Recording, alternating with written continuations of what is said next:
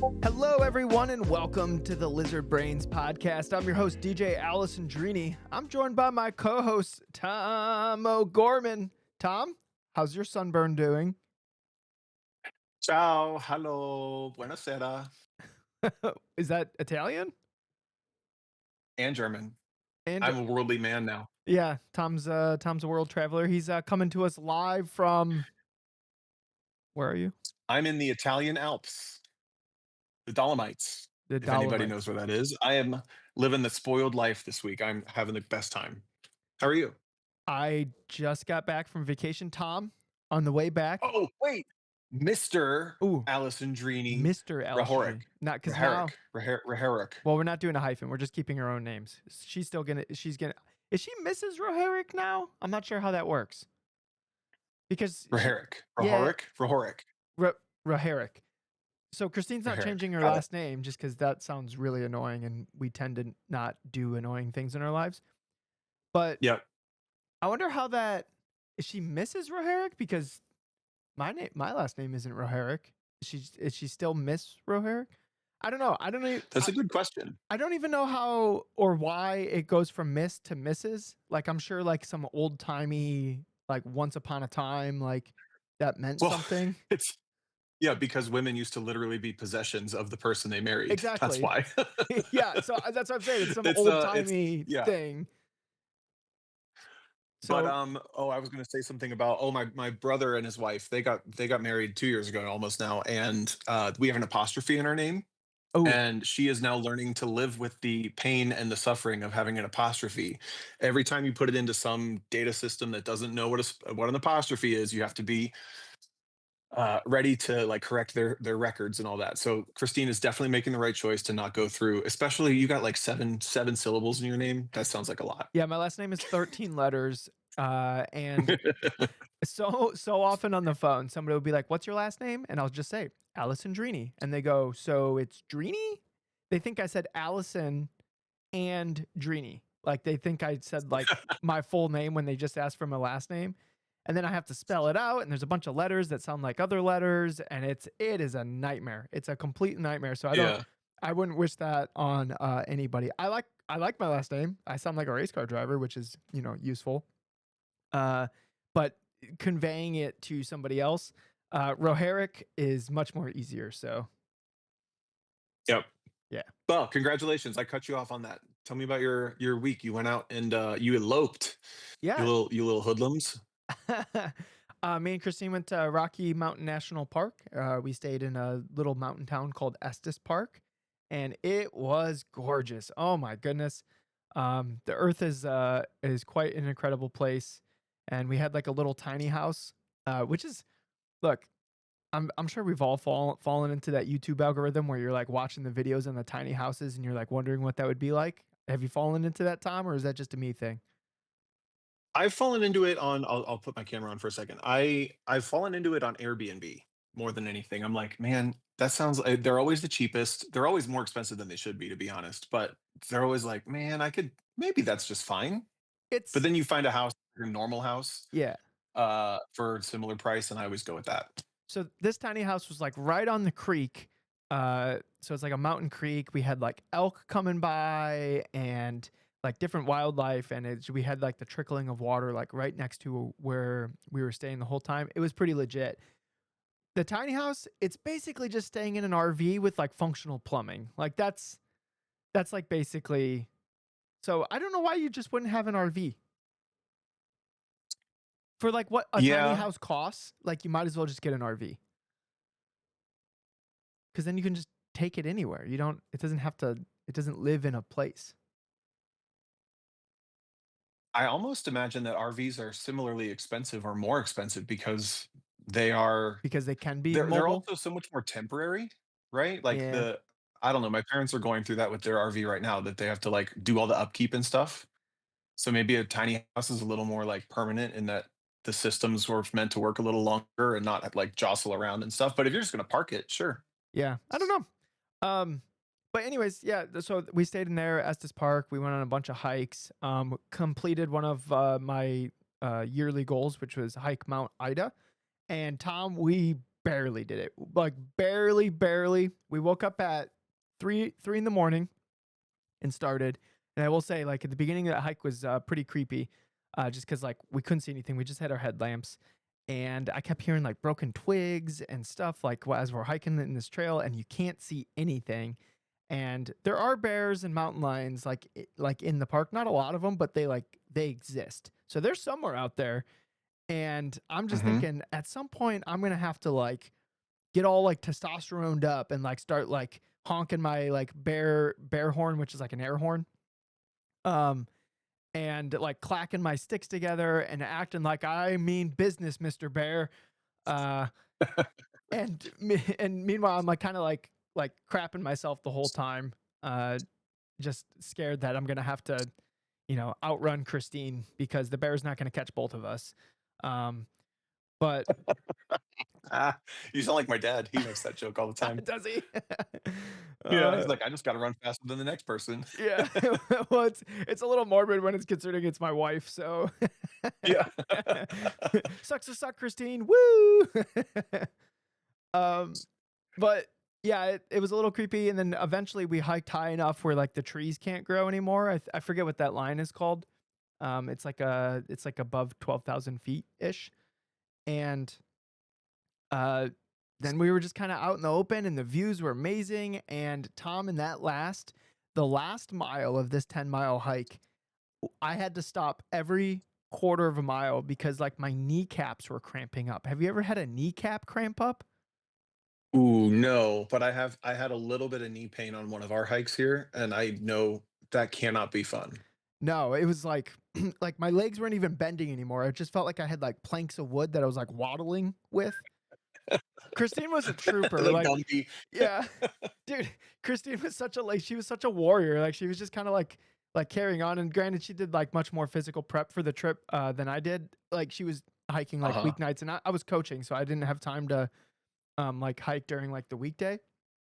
So she was like hiking like 3 or 4 times a week, like for months leading up to it. And I was just doing like once or twice a week.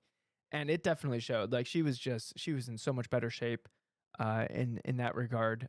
Like I was hanging, but like in those last mile or twos of these like longer hikes that we did, she was like definitely in a better condition than I was. But we completed that hike. The views were incredible. The sense of accomplishment was great, and the naps and food afterwards was epic. Um, yeah, it was just. It's so nice to feel like you can eat whatever you want because you just hiked a million miles and have burned 7,000 calories. I think I ate. So we went to this restaurant, and I haven't had chicken Alfredo in forever. And I was like, I'm feeling some Alfredo, and it was so good. It was so good. But they gave me like the biggest bowl ever, and it must have been 3,500 calories of Alfredo, and I ate the whole thing. And That's amazing. I was hungry 2 hours later. Sure. Yeah, it was wild. Did So you have any of the, like, race car driver mentality, competition mentality stuff pop out in your hike? Well, you hiked a lot more than that, but that was the big one, right? that was the big one. That was the hardest one. That's the one where like my body was actively failing at the end of it. The other ones I was just tired or my feet sore, but my body was like failing at the end of that Mount Ida hike. Uh, and there's so much harder hikes there. Like people are amazing athletes. We got passed by this like group of they were probably like college age. It was just like 20 girls. They like got off on a bus and they just passed us and they were going so fast and they got to the peak and then they climbed down the other side and it was like a steep like climb down. Like they all had helmets. Like they were actually climbing. Like they had ropes and everything. They went down the other side of the Sure. mountain. I walked up like the not steep side. That was the Mount Ida hike.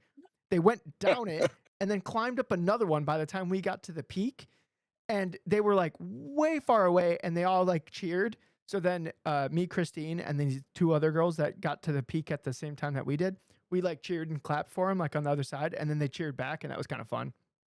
Uh, That's but cool. but we never saw them pass us again. So me and Christine were wondering like, what hike were they on?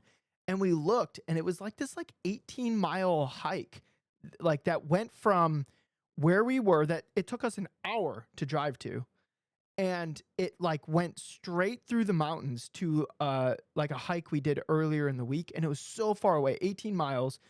and they were cruising, and they were that hike to them was probably just as hard as the hike that we did, and it was almost twice the distance and way more elevation gain. And I'm just thoroughly impressed with humans, like just the amount of like that they can get away with and do. And like my legs were generally failing at the end of this thing, and there's just people are just such better athletes. You know, it makes me think of Austin Cobb, where like he tried this last weekend. He tried to do a 24-hour like mountain bike race, a mountain bike race that lasts like 24 hours that you like do all by yourself. He didn't end up completing it. I think he had some complications. But that means that there's like a whole group of people that are doing this 24-hour mountain bike race, and I'm over here getting like tired like 8 hours into like a hike, and I'm just walking. It's crazy. People are absolutely insane. Like people are so good at stuff. It's completely out of the realm of like anything that we're doing. Like we think we're like really good at racing. People are so much better at like everything else. Walking, Yeah, dude, glorified walking. it's crazy. It's so crazy how good people are at stuff. Dude, I'm totally with you. So we're in, like I said, we're in the Alps, northern Italy, and I guess it's cool because it feels like we're in like the daily life around here. So we're obviously in we're in a hotel that's at the bottom with a ski lift that takes you up to hiking trails, and there's hiking trails around here and stuff. So it's certainly like a tourist area, Mhm. but it's cool that it feels like there's like daily life going on around us, and there's people with their like the cows are out in the pasture every day, and there's tractors driving along like collecting hay bales and whatever else. But anyway, I don't know if these people are on vacation or if this is part of their daily life. But we've done two hikes now that are both of them were like 3,400 feet. We did one today and one last Friday, and I've been posting pictures. It's like the tall mountain that I've posted picture on Instagram of. Anyway, the hike up, it was like the last, I don't even know how long to say it was, but the last bit was kind of like you could use all fours to climb up. It was like really rocky, big rocks and stuff. So it was not quite hiking, it was almost climbing, but you didn't need to like clip in and have anything special. Yeah, So that's called I'm a scramble, from what I understand from Christine. And yeah. I Oh, like I the didn't know that was scrambles. an There's actual term. Yeah, yeah, there's like actual hikes where like they like tell you how much scrambling there is, and I love the scramble where you're like kind of like picking and choosing your line, like through like your Yeah, vision needs me to be too. good. Yeah, like that's super fun to me. But we kept saying we were scrambling, and I just thought that was like a thing that I just thought that was something that we were saying. I don't know. But Tom's I'll show you. So we were Tom's on the very what? bottom of the Dunning Kruger curve of hiking. I'm gonna get there. I'm gonna get there. All right, so I'll turn my camera around. That mountain there is the one that we hiked. You Okay. see it? Yep, it's, I looked it up. I did a Google image search because me and Christine, because like, Tom, me and Christine, we talked about this. We are so impressed that, like, 0 training and, like, no equipment. Like, you don't have poles, you don't have, like, a water thing or whatever. You did 12.5 miles, and your, like, the elevation gain was huge, and, like, the elevation was high, so it's not like you had Yeah. any kinda acclimate like, we're in Ohio. Like, what are we, like 300 something feet above, like, sea level? Like, the air is Yeah. so much thicker where we are compared to where, like, where you're hiking or where I was hiking, and, like, Yeah. the air is noticeably thinner, like, you feel it. You feel it in your mouth and your teeth, like, as you breathe in, like, it feels like you take a breath and, like, nothing comes in. I feel it right here in my like lower Yes, esophagus almost. It's like exactly. there's a lack of like density where it hits there. Okay, I'll get there too. But anyway, let me finish the story. So Yeah, we go get to the ahead. top, and there's like a family with children up there. I And I'm like, it's know. like they do it all the time. And I'm like, I literally like they wanted to take a picture when we got to the top. I was with Andy Hollis and Renee, and they were like wanted to take a picture, and I like sat my ass down. I'm like, no picture. I like took 5 minutes to like regain myself. The last little bit was so hard, Yeah. but and then there's just like kids running around up there, like they just like went on a walk to the playground or something. It was wild.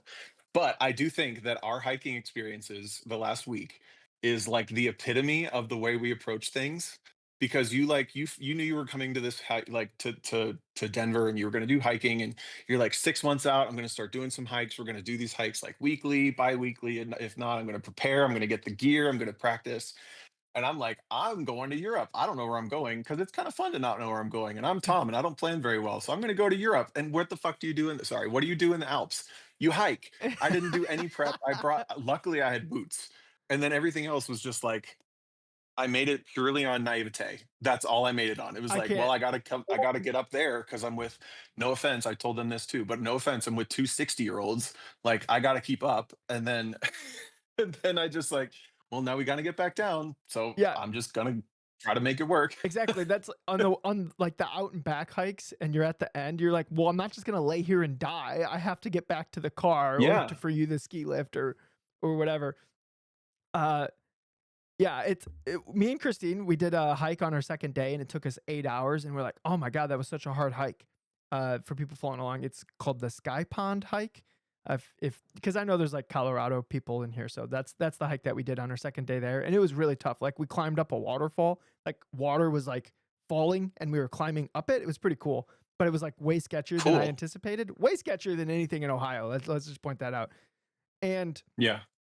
uh, and we got back and it took us 8 hours and we're like, oh, we were like proud of ourselves that we completed that. And then Christine went to the reviews and we are like, oh, look, it took somebody else 8 hours to do. And they were with their 77-year-old father. Oh, jeez. I'm like, I get it. I'm 37 years old and I'm like, oh man, I think if I was any older, I wouldn't be able to do that. And then we look at the reviews and a 77-year-old did it in the same time that we did. Like, what? What people are what are these people eating in these mountain towns? Like, they're wild. I obviously don't have like an autocross hobby or a racing hobby because they're obviously outgoing doing physical activity on a regular basis at altitude. Yeah, it must be. Like, people are amazing. That was my biggest takeaway from this trip is that, like, we're good in our own, like, little niche of the world that, like, nobody ever thinks about. But, like, when we travel and, like, do these other things that people are, like, full in on, like, they're full lizard brain on these things, we are nothing compared to those people. Yeah, I can remember. I mean, I was in much. I'm probably in the worst shape of my life right now, and I was in much better shape. And I still tried things like rock climbing, and I couldn't do it. Like my finger strength was poor, or there were other. Even back, I tried to run a 5K, and I remember like I had a goal to beat my mom's friend who runs 5Ks regularly, and I was like kind of hanging with or just ahead of her. She was my buffer to like I could take a little breather. And then there was a person with a stroller who was just like every single time I slowed down slightly, they'd get ahead of me again. And I would like my goal changed from my mom's friend who runs 5Ks to this person with a stroller pushing running for two. I'm like, God damn, like I'm in pretty good shape, but I can't even beat this person. Dude, it's And it's wild. like that's the competitive brain in ours, though. I guess that's the lizard brain. Yeah, it is. Yeah, so the hike that you were talking about was that 12.5 mile hike that you posted in our Discord, right? Yeah. Yeah, Yeah, and we did another one today, but the problem with the one today, I made a new rule. It started by going down in a ravine, and then we went back up to the top of a different plateau. And then that means when you come back the other way, you end on this like 30-degree uphill. yeah. And it was awful. And it started raining, which I don't mind the rain at all, but it was just like, I'm never going uphill at the end of one of these ever again. It was another like 10 miles, 3,500 feet, I think, elevation. Dude, So I don't know what I was thinking, but I we think that made it. I think the downhill my when my legs were dying and failing and I was just having, like, body failure was on the downhill that, like, because you have to stabilize yourself on Yeah, each of these steps, like, it's so tough. That's where the poles come in handy because I just, like, put my arms out and I'm just kinda, like, swinging down the steps and, like, my legs are hardly moving. Like, I, like, shift the work sure. to my arms. Like, that's where the poles are nice. You gotta get some gear, Maybe it's Tom. because I didn't have poles. Yeah, you gotta get Nah, some gear. nah. I gotta be honest, it's not my thing. Like the views were great, and I enjoy the activity. I feel good about it after the fact. What are the different types of fun? There's like a type one, type two, and type three of fun, and I think it's type two that's like you don't enjoy it while you're doing it, but after you feel like it was fun. Yep, Is and that it? Do you know what it is? yep, type 1 is where, like, you're having fun during the thing, and obviously after you're like, "Yeah, that was a lot of fun." Type 2 is where during the thing, you're like, "I'm not sure if this is fun," and then afterwards, you're like, "Nah, that was fun." And then type 3 is just not fun, never. Okay, hiking is solidly a 2 for me. I don't need to do hiking on purpose. This is great. I'm loving being here. Honestly, like, I'm completely enamored with Europe, and so this week we leave tomorrow and go to Austria for a couple more days, so I'll get to see a couple countries. I've been saying on the podcast, I don't know where I'm going. I thought I was going to Austria and Switzerland. Turns out it's Italy and Austria. Who knew? But, they're kinda all the same in the Alps anyway. The other part, I gotta come back to Austin Cobb. Do you have any more hiking stories? No, not at the moment. All right, Austin Cobb, buddy of the podcast. I don't know that he listens though. He always talks about how like a car-centric society sucks because he loves biking and he's like it's just dangerous to ride bikes and the car-centric society of America makes bikes hard to live with and stuff. Well, I'm in a country where bike society is like massive. I didn't even think about this in the Alps, but motorcycles, bikes, I mean to an extent runners and hikers obviously, but it's like a ton of bikes on the road and these people have a death wish because I don't know if they're just used to having the right of way, but you're in traffic. All right, come with me. You're in traffic, Okay. and then like the bike is in front of you, and they like to ride like two or three wide, so you can't really pass them until they get to a place where you can like really see, and then you can pass along. But everything's a mountain road, twisting and turning and all this. So you're stuck behind the bikes. You finally get by, and then you catch up to another maybe a bus or like a tourist who's cruising slow, and the bikes don't wait behind you. And if they can't get by on your right, they go by on your left. So then they just like are riding down the middle of the road and pass you and move back in front of you. And they'll cruise alongside. We were doing kind of a mountain road tour 2 days ago, 3 days ago because it was raining. And one person was like riding on the flank of the car. And Andy had to slow down a little bit, and the bike had to check up, and the person like wobbled off their bike, and they like threw the Italian. Wait, where's my camera? There, they threw this at him. Oh, like the Mamma Mia! Yeah. So It's I don't think a bike-centric society would work. I'm gonna call Austin Cobb out right here because these people are maniacs that's and they not make the road they were so dangerous because then the cars are trying to dodge them and they're like passing people in the middle of the street, literally down the middle like paint line. It was crazy. It was one of the craziest things I've ever seen. And I think they were all practicing for a marathon next week, maybe. So there were like thousands and thousands and thousands of bicyclists and then they would collect at like the bar or the stopover at on the top of the mountain passes and they would just be in the middle of the street because it would like spill out away from the building Tom, it's their into world. the street. What? It's their world, and you're just living in it. It just doesn't work. It doesn't work for me. Bike centric So society is a down thumbs down for them Tom. them waiting for you goes completely against their training. They're trying to keep their cardio at like a specific level, right? If they wait for you, then their heart rate drops down. Now they're just sitting there. Come on, Tom. They got to keep it going. Okay, but they block us and then when we're in their way they keep going. Yeah, but you're Like not. that's a lose lose. Yeah, yeah, yeah. But you're gonna get to your destination. You're not even working on your cardio. I'm working on my fuel economy. All the cars here have like a fuel economy thing. What do you mean? What does that mean? Renee's score right now is a 62 out of 100 for fuel for economy driving. Oh, that gets like a rating. Yeah, they give you like a rating at the end of your trip. How did you do Uh, for economical driving? so She's got a she's failing she's grade. barely passing. Well, 62 is like a D. What school did you go to? What was passing? Dude, passing in my high school was like 59.5%. That was like a D What? Mine was minus. 70. That was a C minus. Holy cow. Yeah, we barely I had to wish I do went to public anything. school. I could have done so much work, so much less work. So much less work. Yeah. All right. Well, that was. I mean, that's. I don't have a lot. I mean, I'm loving Europe. Also, the food here is so good. I've eaten whatever I wanted the whole time, and I've never felt once like bloated, gross. Like I don't know. Like I'm gonna start cooking like what these people do when I get home because it's great. What are they? Wait, what's the difference? I don't know. It's the same food. I've been eating bread. I've been eating dessert. I've been eating pasta, and then like you eat something and you just feel full and gross and heavy, and you're like, ah, I don't work. I feel bad about eating that.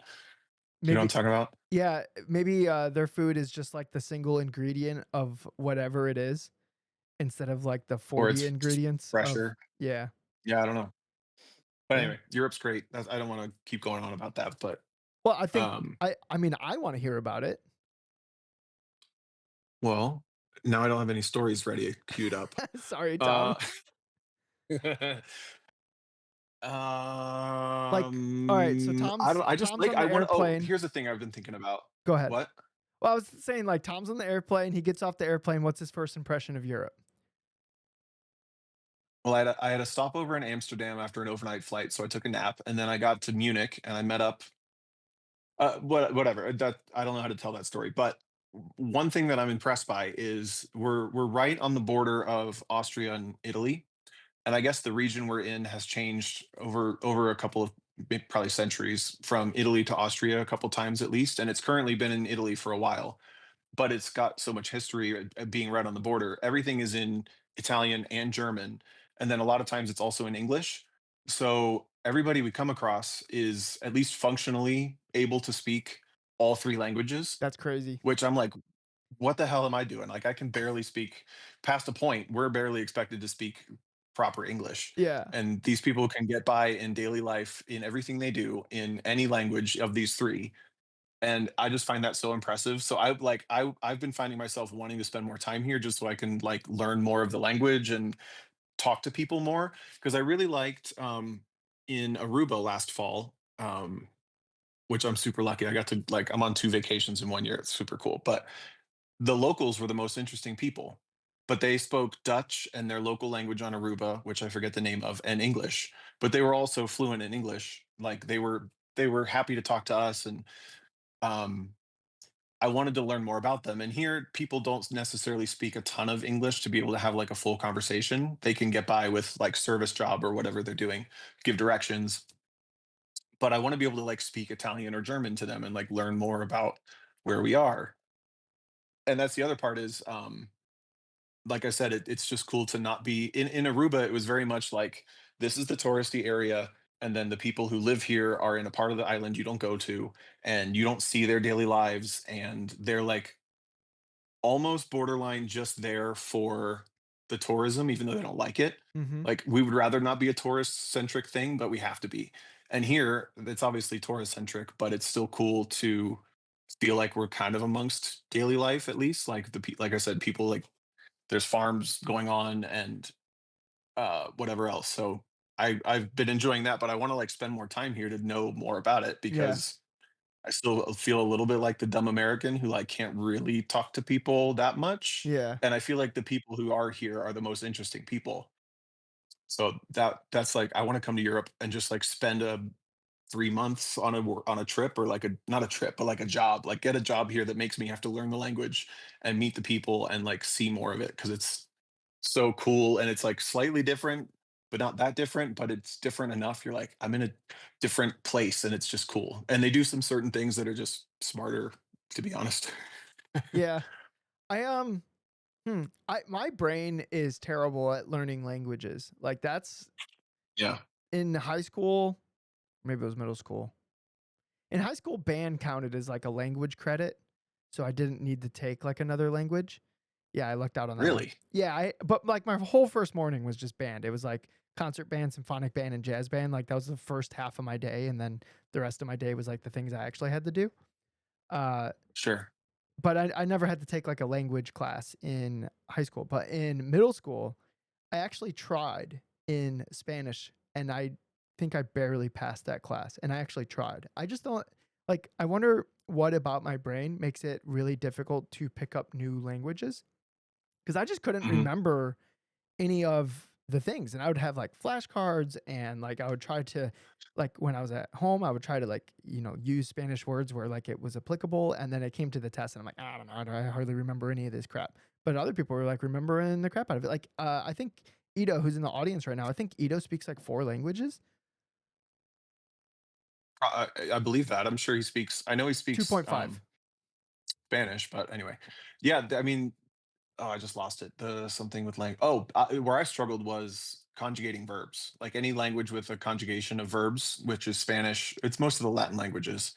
I really struggle with that because the words are constantly changing, and it's not like I guess that's kind of the same with English, but I just take that for granted where it's like ran, run, like those words are different, but I don't think of them as different. Where you have Yeah. to conjugate the verbs in Spanish, or the nice part is I did take a lot of Spanish and I don't remember much of it, but it's close enough to Italian that I can read. for the most part, I can get the gist of what's happening in Italian, and then English is so Germanic that it's like very similar. You can kind of like extrapolate what the German is saying too. Yeah.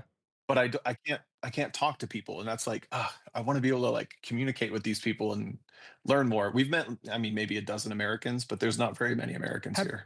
when you're talking to them, have you tried saying the same thing that you're saying, but just louder? Because then they might No, I understand have you. not done that. They might understand you if you just I yelled it. just I start talking with my hands more is what I do because I figure that's what they'll understand. Yeah, yeah. Italians, they speak with their hands. That's just what happens. I gotta say, we were on the highway and there was this car hogging the left lane. Motorcycle comes up really quick behind them, and like he can't get by, so he finally is able to get alongside. He drops a gear, pulls alongside, and he throws the biggest like Mamma mia. at the car in this the biggest Italian hand out of him. I was like, oh, I got the full experience now. I forget who's the last person that's my go-to on the racetrack is the "Mamma mia!" Like, "What are we doing?" Just because I think it's funny. Like Yeah, it is funny. like, But this flip was like a genuine. yeah, yeah, yeah, flipping them off would, like I think that'd be too serious, so I always do, like, the Italian, like, "What are we doing? Mamma mia!" Like, "Use your That's head." good. Uh, but okay, cool. Dude, Europe sounds awesome, and, how much longer are you there? We're here for another week, but I might not come back. Who You knows? might not come Maybe back? I'll just stay here. Maybe these lunch episodes are, now a thing because I don't know when else we would record these podcasts. And Or we could do it. Yeah. That's the hard part is I'm in this cool place and we usually we're going out hiking like all morning. So we're trying to plan when the podcast is recording. Right now we're recording if you're listening later on DJ's lunchtime and my like right before dinner time. Right, well, if we were gonna do, he was like, "I'll wake up at 3 in the morning if you need to." yeah, Like, well, I whatever we still need wanna to be do. hiking then, because that's like 10 for me. Yeah. Anyway, dude, I've gotten so much good feedback on Ross's episode last week. Yeah? I'm super happy with that. Okay. I had some people Have messaging you? me about the eye thing, like, where they like, you're looking at the exit. I think that was the most profound moment of the podcast is where we were talking about eyes, because that's most of the feedback that I got. What's some of the other feedback that you got? I was gonna, well, just in general that it was great, but I was gonna ask if you had any, like, takeaways because we didn't really get to, like, expand on it without spending more of his time. And I agree with you. To me, if you listened to our podcast and you didn't make it through Ross's episode yet, it's 1000% worth getting to. It's probably close to the hour and a half mark where we have a conversation about stuff he's learned with the way that like the best drivers look at a corner and starting with the exit and scanning back and that kind of stuff. Like the way that he kind of like clocked me without really knowing that that's the way that I drive was really enlightening to me to have it described to me that way because it's something I think I've taken for granted. But it's also like maybe one of those hacks and cheat codes that somebody could take looking at their own driving and being like, oh, yeah, yeah, I could. I mean, you had that moment, I think, as he did it, Yeah. right? Well, I was because I like when I'm coaching, it's like there's like the rhythm to the corner. It's like brake marker, entry point, angle at apex. Where's the car gonna end up on exit, right? And like in my mind and the way I've been coaching it and the way I think I'm doing it is it's a cadence of those things, right? Like where your eyes are going, and you're kind of like sweeping your eyes like through those points and then where you end up on the corner exit is like the last thing that you're looking at. That's the thing and the information that is telling your right foot when to get in the throttle, right? Uh for the corners that you can see the exit. But thinking like looking at the exit or at least thinking about the exit uh first is a little bit backwards. And we were talking about it a little bit after the podcast, and I think in my brain, I think about where the car ends up on exit before I get there, but my eyes are still like in the cadence of that. So I did some iRacing yesterday, and I was thinking about like that conversation that we had with Ross and like looking at the exit like as I come to the corner. And it did kind of feel like that Tomo vision thing in autocross where like when you get a chance, you like look like really far into the course before you're even there. like, so if you're coming up to like a turnaround, like as you're driving past the point that you're going to be at, you like look over at it, uh, and then you do the turnaround, and then you end up where you just like looked. And it kind of felt, I got like my brain felt like in the same, like I felt like I was using the same pathways in sim racing when I was like looking at the exit even before I was on the brakes. And then my eyes went through like the normal cadence. And I think I was using too much bandwidth to know if it was like actually helping or not. Cause I was like, cause anytime you're changing the normal cadence of what you're doing, then not, and all of a sudden your brain has to think about other things that it would normally, like, okay, now I'm thinking about this thing and normally I'd be thinking about these other things. Right. So like it throws you off a little bit, but I never thought about, cause I want to get better at that Tomo vision thing in autocross.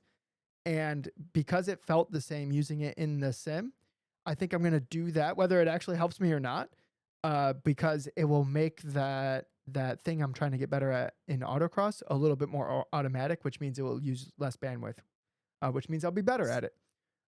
So like that, I've already been taking stuff that from that Ross conversation that we had and trying to implement it into my ideas and the way that I want to drive a car.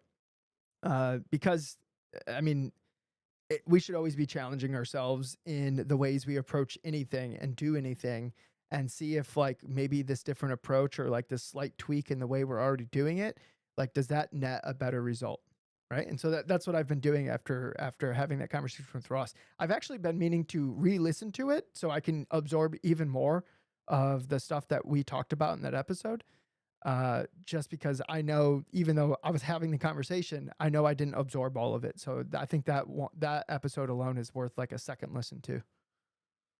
Yeah. I think there's also like the next level, like super meta version of that is the mental image of where you're going to end up. Because specifically with sim, you mentioned I have like locked eyes on the sim. I have the curve monitor and stuff, but I probably use like the middle third of it. Yeah. And every once in a while, I'll catch myself looking further than that, or maybe like I'll look over there to see if there's someone side by side with me. But my visual techniques, especially with the sim, are very poor. But I think I'm really good at the mental image of what it will look like Yeah. when I get there, or at least like what that space looks like. Even if I don't mentally, or even if I don't physically look over there, I'm mentally checking that kind of box. Like this is what it's going to look like when I get there, especially with tracks with blind corners or autocross courses where there's like lots of cones, things like that. I've always thought of myself as poor visually, like physical visual techniques, but really strong like a mental visual technique. And when he hit on that, it was like it resonated with me a lot because I feel like if you can trick your brain or train your brain or whatever it takes to be able to paint that mental image of where the car is going to end up or what the space looks like where the car ends up, let's say that. Um, Definitely in the simulator, I drive fully on that. I don't have good visual techniques at all, and I think it's just because I'm uncomfortable. So I lock my eyes and I use like the yaw of the car on the screen. Yeah. And if I'm moving my eyes a lot, I feel like I'm not in control of that, or I haven't really gotten good at that. Maybe I should practice it, but I know it's easier in real life. I know everybody doesn't think as actively about what's happening underneath them in the car in real life as it takes them in the simulator. So if you can really focus on that. And to me that's almost same as like when you do obviously a road course has probably 5 to 8 like key exits and an autocross course would be similar. You maybe have like 4 to 8 key exits of a corner over Yeah. the run or the lap.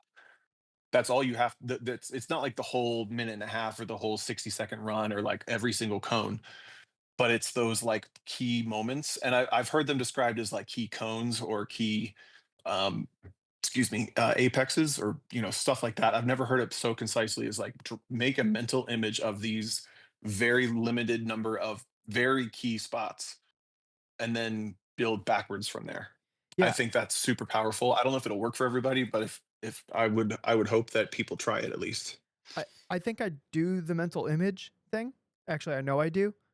Uh, but the takeaway that I had from that Ross conversation is that, uh, because they were using like eye tracking and stuff, is that they'll actually like make an effort to look at the exit. And to me, like I think where I was is like, yeah, I mentally kind of know the path that's gonna end up taking in that corner. But giving yourself that just that spatial uh like that spatial information of like how everything's laid out is something that is a tiny bit of an advantage that we weren't even accounting for, and just like actually looking at the thing, because no matter how vivid and like no matter how high of a resolution our mental image is of that corner or the exit or however it lays out, it's never going to be as accurate as what your eyes will do. Yeah.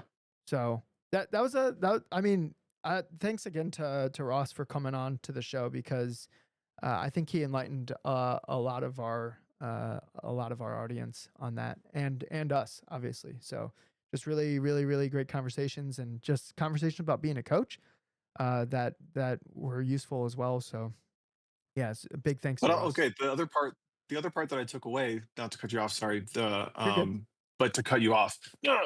Just kidding. The other part that I thought was really cool that he like sort of organically just hit on was like he worked with people he knew to get good, and he works off of the person he's working with to ask questions to get them, which is like 1000% how you and I did it, and 1000% how I think a lot of the people who listen to this will be. You're surrounded by your friends, you're probably not hiring a coach, you maybe get the chance to work with instructors or like somebody who you feel knows more than you, but like in general, if you're just like hanging out with a group of friends and you're asking each other questions to make each other think, like I think that's like the most valuable thing up to hiring a private coach for a lot of money, Yeah. which is like the fact that he just like said it that way. It was like we accidentally stumbled upon something there at Yeah. least.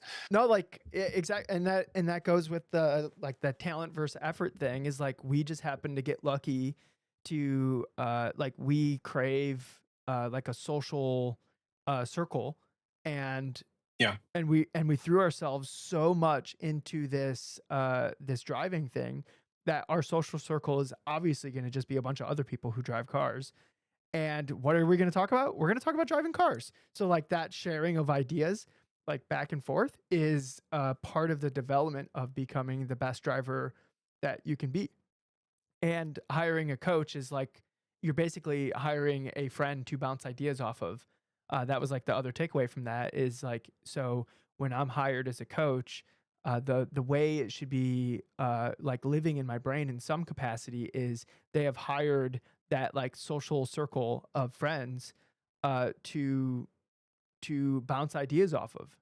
Like it shouldn't be like the know it all, like this is what you do. It should be more of a conversation of like, well, what are you thinking there? What are you doing there? Oh, that's interesting. Let's try this. Like it should be more of like a collaboration, and that is, as a coach, that is what I strive for. But sometimes, as we talked about in the episode, it's kind of easy to fall into the okay, break earlier, do this, do that, whatever. Like because you know what would make the speed, but like you just like you feeding the person isn't going to necessarily teach them how to cook. Yeah. Good analogy. Yeah. So yeah, and that Yeah. Yeah. True. I think that's the hardest part about coaching is trying to teach them how to cook while they're hungry. I thought you were going to say the hardest part about cooking is driving to the grocery store. No, No, I'm kidding. that's easy. The hardest part about cooking is not ordering Chipotle. That's the hardest part about cooking. That's true. Yeah. That's true. Is there any Chipotles in Europe? Um, no, but the food's so good here. Why would I want I'm Chipotle? out. I'm out. Taco Bells? I haven't seen a single Taco Bell. Oh God. Oh, what a. They have McDonald's. Uh, Ooh, okay. ooh. Mm. I feel like you have I to don't know. I'm have getting a pretty skewed version of Europe because we're staying at like we're staying in a touristy hotel in the area. Alps. We're not Yeah. staying in like a normal city. Yeah. So Yeah. Yeah. don't take my word for it. There's probably Taco Bells and Chipotle's. I Yeah. don't know. All 25 Um, European listeners are like, Tom, you're in a touristy fancy area. yeah, yeah, yeah. Yeah. Yeah. Yeah, you're getting the rose-colored glasses version of Europe. Don't stay. Yep. Did you what? No, go ahead. What were you gonna say?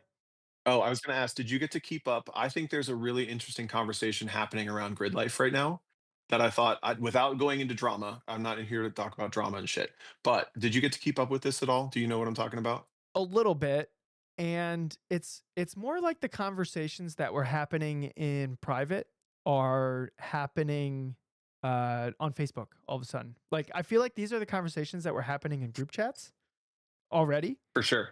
and then now I'm seeing it on my, like, my Facebook scroll feed, which is basically, uh like grid life success has been from like the buddy hangs and like the sense of community at the racetrack. Like that's basically been its success. And they've done it better than almost anybody. I think maybe the only thing that's even close to it is like time trial nationals. And then you have grid life as far as like creating like a sense of community and family at the racetrack.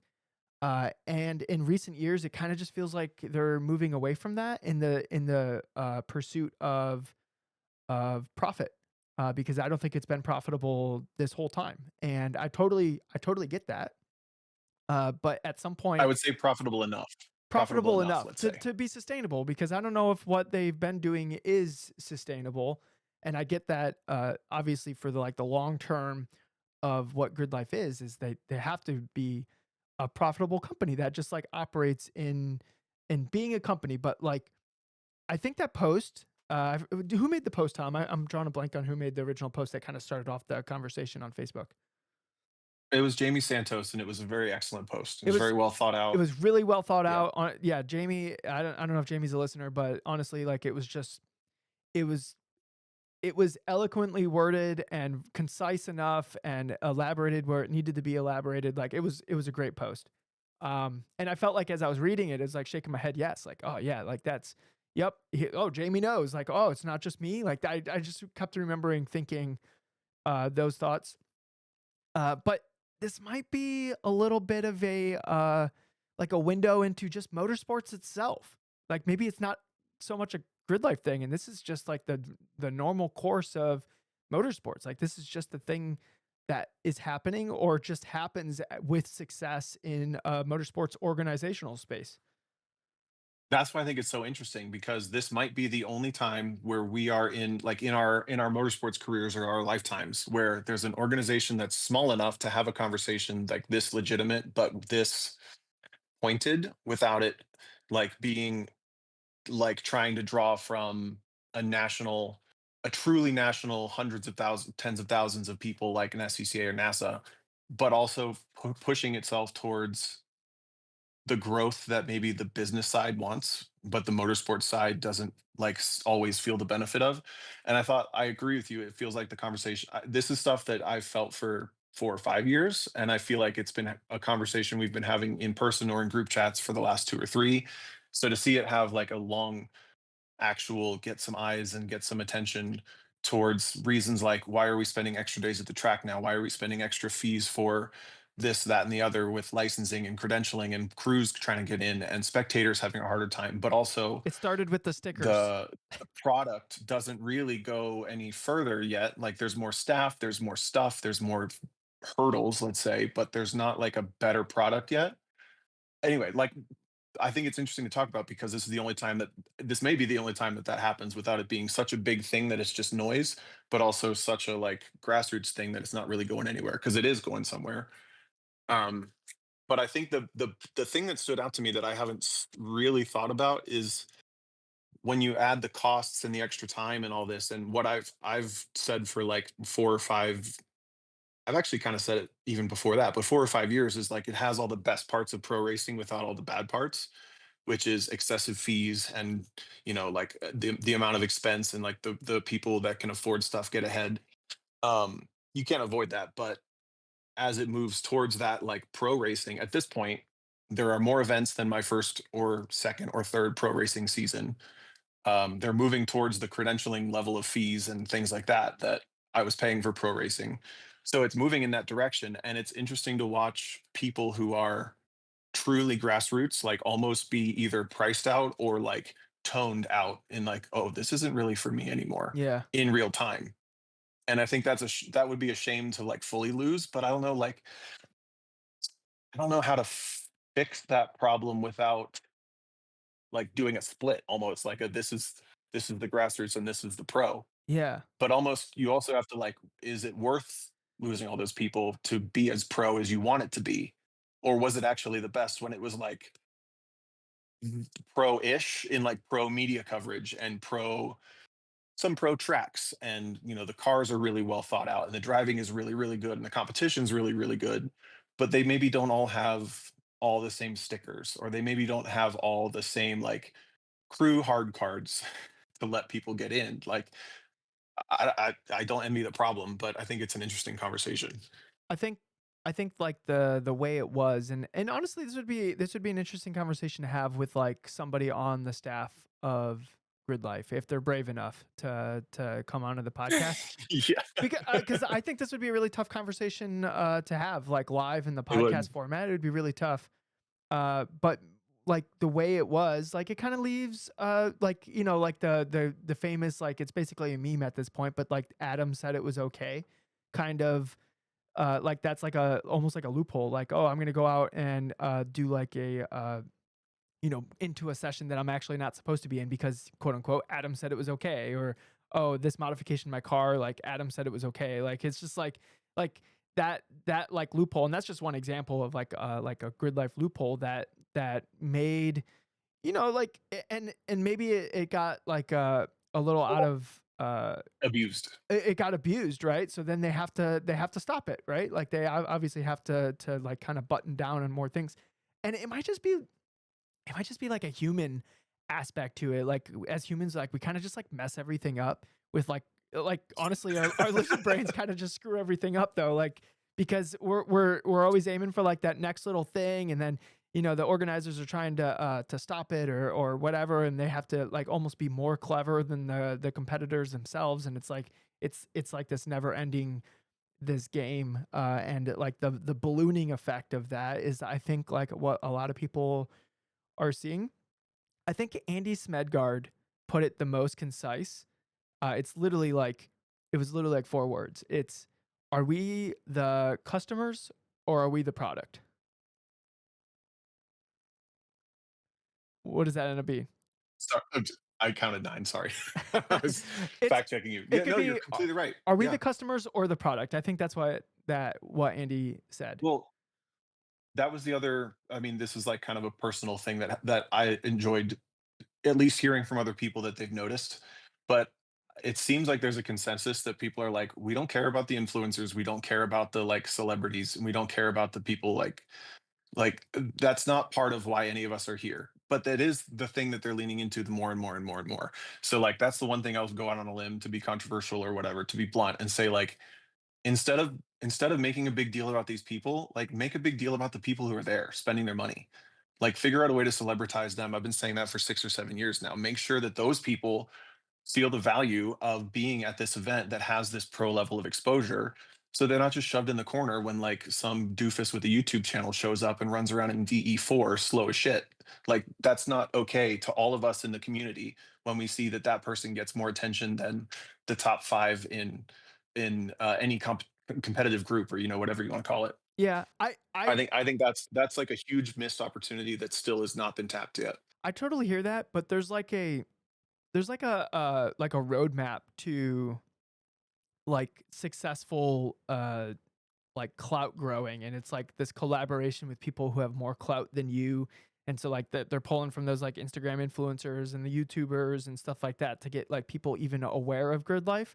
I think that works if they also put like the same effort of like, oh yeah, like we brought this YouTuber here, but then also like look at Eric Coutil or Matan Rosenberg or Dewey, or like these people that if they put their time and effort into growing an audience, uh, rather than being like the best racers that they could be, that they would have like a similar audience and be like, yeah, yeah, this person like has this big audience. Hey, a big audience, like also check out these people. These people are pretty cool. Like I think that works. So I do think there is a place for these like influencers and stuff like that.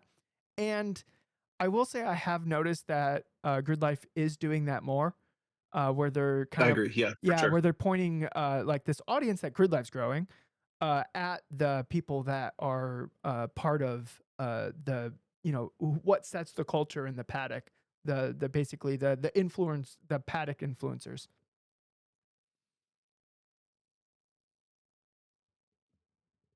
Are you there? Yeah. Are we having Aruba internet right now, Tom? No, I didn't. I feel like you didn't finish your thought, so I got caught off guard by your thought ending.